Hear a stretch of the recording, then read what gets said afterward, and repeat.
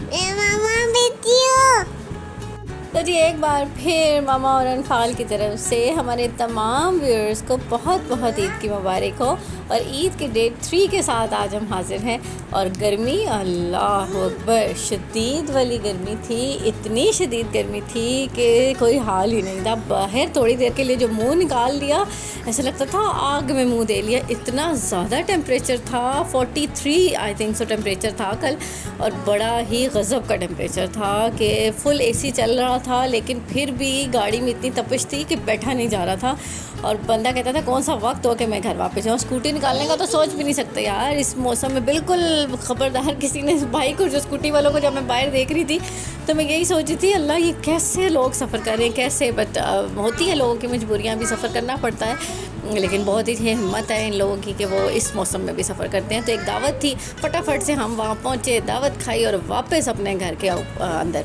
और जैसे ही घर पहुँची तो पता चला जी अभी बाहर का जो टेम्परेचर है तो टेम्परेचर है अभी, तो इसके आगे चूल्हे के आगे भी सड़ना है।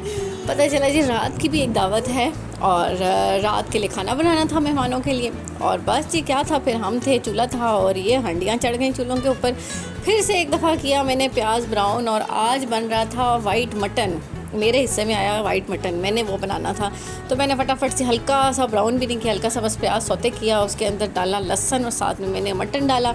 इसको थोड़ा सा किया फ्राई, और फ्राई करने के बाद इसके अंदर सिर्फ डालना है पानी और इसको चढ़ा देना है चूल्हे के ऊपर। और जो है ना इसको तकरीबन 15 से 20 मिनट लगेंगे। 20 मिनट्स में ये बिल्कुल बहुत अच्छा सा गल जाता है। तो आपने इसको कुकर में रखना है और जान छुड़ानी है, क्योंकि पूरा दिन तो हम अब नहीं बैठ सकते। जो गर्मी है ना उसके आगे तो आफरीन है हम औरतों के ऊपर भी, कि जो बेचारी पूरा दिन काम करती हैं। और ये ईद तो होती है वैसे खानों की है, तो इस ईद पे तो ज़्यादा हमें गोश्त और ये चीज़ें सारी पकानी होती हैं। तो बहुत हिम्मत है जी सारी औरतों की, ये जो चूल्हे के आगे चलती हैं, चूल्हे के आगे काम करती हैं। तो इनका भी थोड़ा सा ख्याल किया करें, अप्रिशिएट कर दिया करें। हमारे यहाँ पे प्रॉब्लम ये है कि हम अप्रिशिएट नहीं काम करते हैं जिनका काम है जी। काम उनका नहीं है खाली, काम बाकी सब का भी होता है। हाँ ये अलग बात है कि बाकी सब अपना काम समझते नहीं हैं और उसको सिर्फ डाल दिया जाता है घर की ख़वातीन के ऊपर। तो ऐसा ना किया करें, साथ में हाथ बटाया करें, और जो खाना बनाए इस गर्मी में उसको कम से कम अप्रिशिएट ज़रूर कर दिया करें। ठंडे पानी का ग्लास ही पकड़ा दिया करें यार, या एक जूस ही बना के रूह अफ़ज़ाई दे दिया करें, तो भी जो है ना ये भी बहुत होता है उनके लिए। तो साथ साथ मैंने क्या किया जी, दही मेरे पास क्योंकि फ्रीज़ हुआ था, तो मैंने इसको डाला ब्लेंडर के अंदर। इसमें डाली काली मिर्चें और साथ में इसमें डाली मैंने वाइट पेपर। और वाइट पेपर थोड़ी डालनी है, ज़्यादा नहीं डालनी है, क्योंकि इससे थोड़ा सा फिर कड़वापन आ जाता है। तो एक हद तक जो है ना आपने अपने अंदाजे से थोड़ी सी डाल लेनी है। और ब्लैक पेपर आप अपने लिहाज से टेस्ट करते जाएं, कम लगे ज़्यादा डाल दें, उसमें क्या प्रॉब्लम है। तो मुझे बेसिकली ना ग्रीन और ब्लैक पेपर जो होती है ना वो उसके खाने ज़्यादा अच्छे लगते हैं, क्योंकि ग्रीन चिलीज़ में भी जब खाना बनता है ना तो वो बहुत मज़े का होता है, उसमें फ्रेगरेंस बहुत ज़्यादा होती है। तो मैं बेसिकली रेड चिलीज़ को अवॉइड कर रही होती हूँ। मुझे नहीं पसंद है कि लाल मिर्चों में भरा हुआ मिर्चों का ढेर आप खाना बना के रख दें, तो ऐसा ना किया करें। एक तो स्टमक के लिए भी अच्छा नहीं होता है, और दूसरा ये जो ज़्यादा मिर्चें खाने वाले लोग होते हैं ना तो इनकी ज़ुबानें भी बहुत ज़्यादा चल रही होती हैं। जैसी मिर्चें खाते हैं वैसी मिर्चें उगलते भी हैं, तो बेहतर है कि ना ही खाया करें, ये लाल तो कभी ना खाया करें। तो इधर जी हांडी मेरी तैयार हो चुकी थी और इसकी फ़ाइनल शक्ल भी मैं आपको दिखाती हूँ अभी आगे चल के।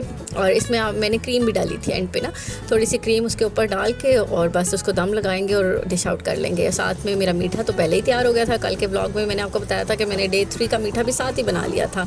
और आज बने जी ये मज़े के चप्पल कबाब। उफ इतने मज़े के थे ये, इतने मज़े के थे कि बस मैं क्या ही बताऊँ, बहुत ही मज़े के थे। और ये थे जी मेरे अब्बा की रेसिपी, और आज थे वो भी मास्टर शेफ़ का हिस्सा तो इसलिए थोड़ा सा काम उन्होंने भी किया था, लेकिन जो भी थोड़ा सा काम किया था वो कमाल का किया था। आज का जो लीड डिश थी ना वो थे जी ये चप्पल कबाब। इतने मज़े के ये चप्पल कबाब थे, और मुझे पर्सनली क्योंकि चप्पल कबाब बहुत पसंद है, तो और मुझे बनाने नहीं आते, बिल्कुल भी बनाने नहीं आते, तो इसलिए मैंने उन्हें कहा था कि आज चप्पल कबाब आपने बनाने हैं। तो वाकई जी बहुत ही यमी थे, बहुत ही ज़्यादा यमी थे, और जूसी, और कितने अच्छे वो टेक्सचर उनका जो था, वो बस क्या ही बात थी कि लीड डिश थी। खाली आप रोटी के साथ अगर ये चप्पल कबाब भी खा लेना तो बस आपका दिन पूरा हो जाता है। और यही बड़ी ईद का मज़ा होता है कि जो कबाब और टिक्के और ये चीज़ें होती हैं ना, इनका तो स्वाद ही अलग होता है ना यार। और डिश आउट देखें कितनी खूबसूरत मैंने डिश आउट किया था। हाँ इसको डिश में सजाया मैंने था, ये क्रेडिट मेरा है कि ये जो ऊपर टमाटर प्याज और खीरे रखे ना, मैंने इसको अच्छा सा प्यारा सा खूबसूरत सा सजा दिया था।